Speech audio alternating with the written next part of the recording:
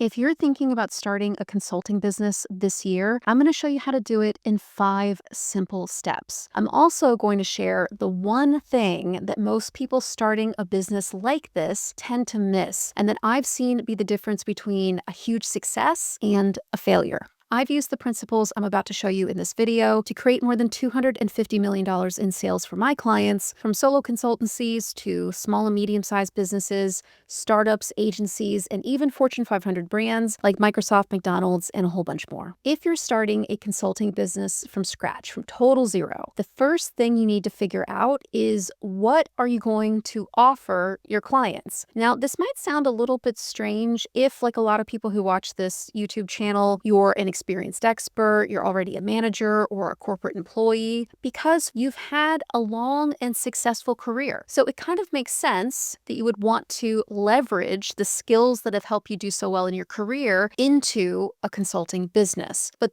this is one of the things most people don't realize when they go from being a full-time employee to consultant or a coach, and that is, what the job market values is not the same thing that people buy from a consultant. Now, it might be the same set of skills, but how you frame them or how you present them to potential clients will be very different, depending on if you're trying to get a job and get hired, or if you're taking those skills and trying to get clients. And we're going to figure this out with a really simple 3-step framework, but the third step is the critical one. That's where most people go wrong. So we're going to spend a lot of time there as well. The first thing that you need to do is take an inventory of all the things that you're good at, all those things that you've been paid to do over this many, many years of your career in this world of jobs and being employed by somebody else. So what did you do on a day-to-day basis? What were the things, like your quarterly goals, that you were expected to meet? What were the specific things that decided if you got promoted or not? What were the things that, for example, your manager or your colleagues always praised about your work? So a quick example of that might be, maybe you were a marketing strategist, but you were also really good at project management and delivering things on time and under budget. You should write that down too. Like, maybe you were good at training new employees, even if that wasn't your whole full-time position, or maybe you were really good at mentoring. All of these things you should write down in the audit. After you've answered those types of questions and taken this quick audit, the second step is to think about the specific results that you got from some of your biggest projects. This is really important because when you put together an offer, you want to make sure that you're able to have an informed conversation with these potential clients about what you have already changed, transformed, or like a track record that you have of success. It can help you speak with a lot more authority and confidence and garner a lot more respect from those potential clients, as well as get more attention on any content or case studies that you put together around your background and skills and the results that you've gotten in your career. Most people giving advice for how to start a consulting business out there on the internet are not giving very good advice. Okay, so they're going to tell you, basically, when you're putting together your offer, you're starting your consulting business from scratch, you can just look at your skills and look at the results that you've achieved, and from there, you can put together your first consulting or coaching offer. In reality, there is a third and very important point that most people miss here after auditing those skills and results: matching your skills and results with demand in the marketplace. Do people want to buy this skill and result that you have gotten? Because there is a bit of a hard truth here, okay? I had to learn it. Most other solo consultants had to learn it too, but I'm going to give it to you for free. Most people miss it. When they leave employment to run their own consulting business, you have to do a lot more selling, right? You have to do what's called eating what you kill. You're responsible for getting your clients.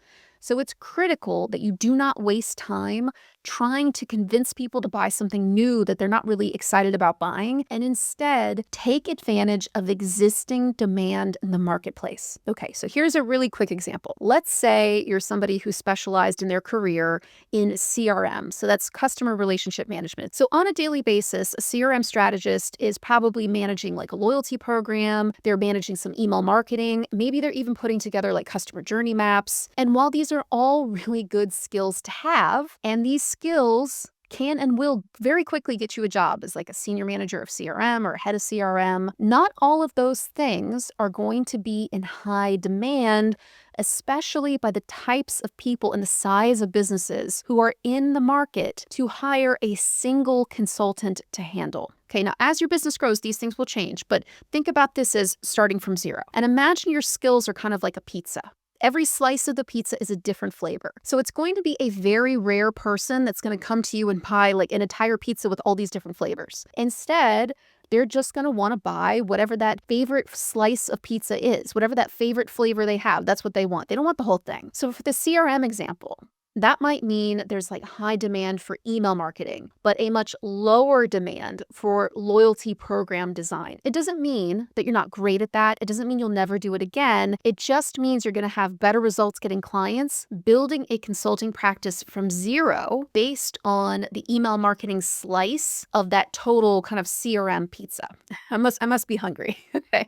And that leads us on to this second thing that we need to start a consulting business from scratch. So we have our offer, and now we need an ideal customer or group of customers to sell it to. Most people here think that their skills should dictate who their ideal clients are. But in fact, again, it's a combination of skills, results, and market demand that's going to dictate who your clients actually end up being. I love to say this to all of my clients, and I say it probably every day. Demand dictates clients. So let's use that CRM example again. We'll go back to it. So if you figured out that the most in-demand slice of that pizza, everyone's favorite pizza slice across all markets, industries, and brands is email marketing, then the next step is to dive into and do a bit of research around email marketing in the marketplace and see like who the biggest and most lucrative group of clients is. Let's say the industry with the biggest and most lucrative market for email marketing is direct-to-customer product companies. Let's say specifically mattresses. It's just an example, so I don't know if this is actually true, but we're going to use it as a thought experiment or thought exercise. Now, maybe you had some clients in the past that were in this industry. They were selling mattresses online and they were paying a lot of money for email marketing because that was basically their whole business. But let's also say that these online mattress sellers were incredibly demanding clients who always wanted to pay you less and get 24-hour turnarounds on email marketing campaigns. I'm not speaking from experience. This is just an example. So no offense if you run a mattress company.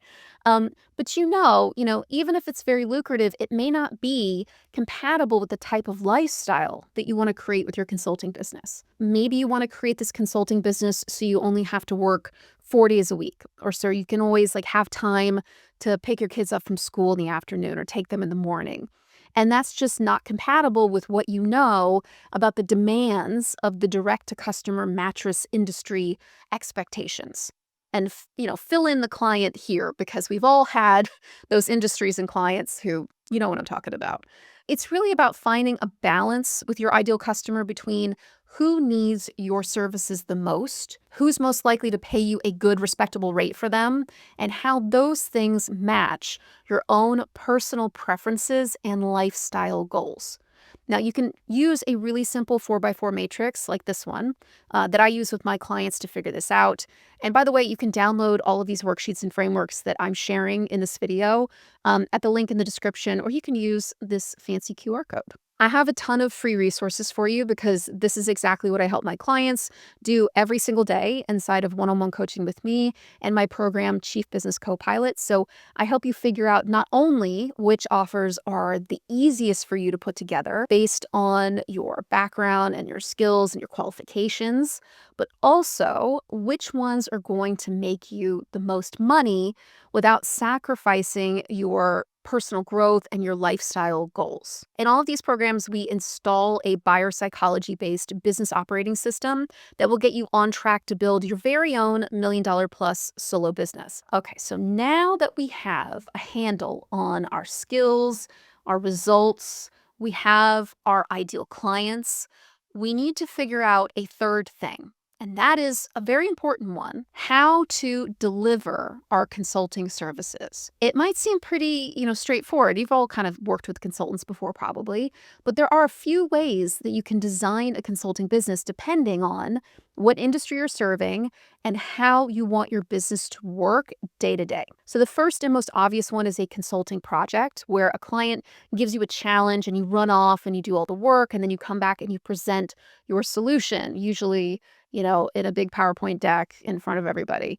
But there are also different ways to deliver your expertise that can help you scale your business and make you more money in less time, but also not trade your time for money. A few examples of those would be things like group programs or corporate trainings, courses delivered, either like in a cohort or asynchronously, so just with like recorded videos.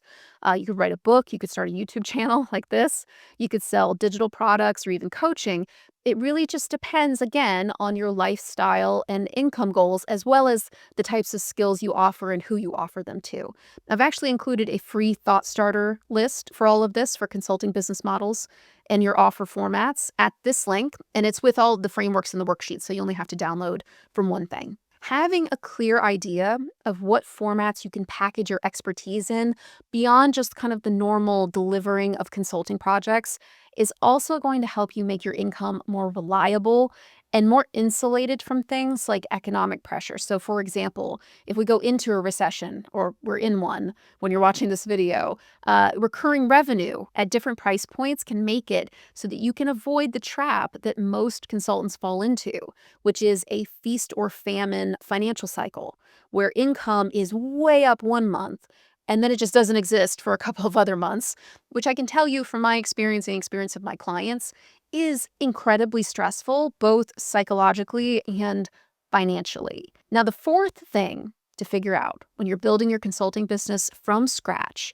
is how you're going to frame and position yourself in the marketplace so that you don't get lost in what is becoming an even more crowded kind of sea of consultants and thought leaders and coaches and a lot of like so-called experts that you're going to need to kind of stand above so you can grab the attention of potential clients. A lot of people get stuck on this section because they feel like they have to create some kind of like fancy brand or spend a bunch of money on a logo or a name, when in fact, all they have to do is figure out three really simple things: what they sell, what they believe about what they sell, and the distinct and unique way that they deliver it. So, frameworks, ways of working. Because while marketing your consulting business can feel like kind of an overwhelming task, especially if you're not somebody who's comfortable with marketing or knows much about it, in reality, this is all you need to remember. Okay, I say this all the time. If you ever work with me or watch more of my videos, you're going to hear this a lot.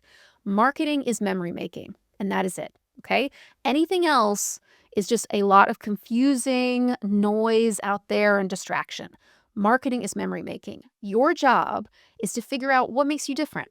You can own it with like a unique way of saying it, a unique articulation of your approach. And then you make yourself memorable by just talking about it a lot. It's deceptively simple, but it works. And I call this approach creating signature IP. And I actually help people do it every day inside of one-on-one coaching with me or Chief Business Co-Pilot. But you can also find a signature IP video on this very channel. And in fact, I'll share it at the end of this video, and I'm going to put a link in the description as well. Okay, so we have figured out our offer. We have nailed our ideal customer. We know what business model we're going to use that balances both our income goals and our skills and demand and our lifestyle goals as well, because we're not just living to work. We created a signature IP so that clients know what we stand for and they remember us when it's time for them to buy something like what we sell. But the last and most important thing that we need to have a business, a consulting business or any other kind of business, is actual clients. And this is where most people make that fatal mistake, the one that kind of dooms their consulting or coaching business to frustration and failure, instead of an ideal situation, which is quick sales and happy clients and quarter over quarter growth. So I'm going to say something that might anger some people out there, but you can rely on references or recommendations for your first few clients, but you're going to find pretty quickly that this leads you down that feast or famine path because you kind of have to depend on other people in other rooms to talk about you and remember you and recommend you. Or you need to be so lucky that when you reach out to all of your contacts, that they are ready to buy the exact thing that you offer at the exact time you reach out to them, which is, I'm going to tell you, nearly impossible. Like, it can work, right, to just run a business on referrals, but it tends to be painful and unreliable. A much better way to create a consulting business that has steady income, recurring or otherwise, that allows you to design your business around your life and your lifestyle and not the other way around, which can happen, and that ensures that you're always going to have clients and customers, is to start building an audience around your expertise through social media writing, through thought leadership, through speaking, through appearances, through however you're going to reach your audience with content. The mistake here is usually not that people don't know how to post on social media. Every business out there is posting on social media, but not every business is getting clients because most people don't know how to post on social media about their business or their area of expertise in a way that generates clients, paying clients, not just likes and shares, which are nice. It's lovely to have a lot of followers, but you need cash as well. It all comes down to the difference between insight-based content and value content. So insight-based content is what experts like you should share if they want paying clients, because insight-based content shifts the way that your potential clients see their world. It gives them what I like to call light bulb moments. Now, I go a lot more in depth on how to create insight-based content on this playlist, which you can find at insightovervalue.com or the link in the description or the QR code.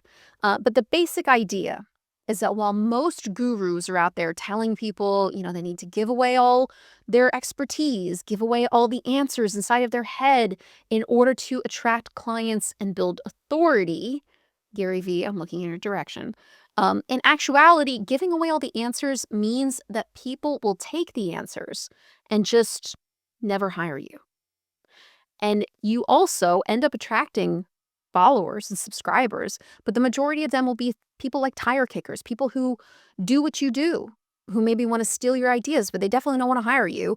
Basically anybody except for a paying client, which obviously we need. To attract paying clients, we need to focus on sharing a majority of insight-based content that helps them see their business, their life, their goals, their challenges in a new way. It helps them realize that your expertise, your unique experience has given you a way of looking at their problem that has more context, more nuance than, whatever schmuck out there is giving away some free checklist about fixing your email marketing. That's not going to do it. People that are going to hire you as a consultant are picking up what I like to call invisible signals from your posts and from your writing and from your thought leadership and from your speaking or a podcast or a YouTube channel or whatever about who you are and your level of sophistication. These people want to hire people who are like them, people who have beliefs and philosophies and codes and experiences that influence how they solve problems and why they do it that way and not some other way. And this becomes really important because while referrals and recommendations, like I said earlier, can power a part of your business, at some point, these are going to run out, not because you don't have a deep network, okay? This is not meant to insult your connection skills, and not because you're not good at what you do, and not because people don't want to recommend you, but because marketing effectiveness research says that people buy on timing, and only about 5% of the people in your audience or your network or your industry or your orbit are actually what's called in market to buy whatever it is that you offer. Eventually, your luck with timing is just going to run out, and it may never start to begin with. That's why you need to broaden your net with things like thought leadership posting on social media, creating some kind of content that expresses who you are and what you believe and how you solve problems and why you do it that way. That approach, by the way, is called the 95-5 rule. It's kind of a heuristic or a rule of thumb, but it's based on tons of marketing effectiveness research, as well as buyer psychology and behavioral science, which is my area of expertise. And in fact, it's one of the 7 insights that have helped me create more than $250 million in sales for my clients. If you want to get all of them, I share them in a free email course that you can get by visiting solobrandblueprint.com, clicking the link in the description, or scanning the handy QR code. And if you want to learn more about creating signature IP so that you can stand out from the crowd and get clients, check out this video next. I'm Jen Clinehens, and I'll see you in the next one.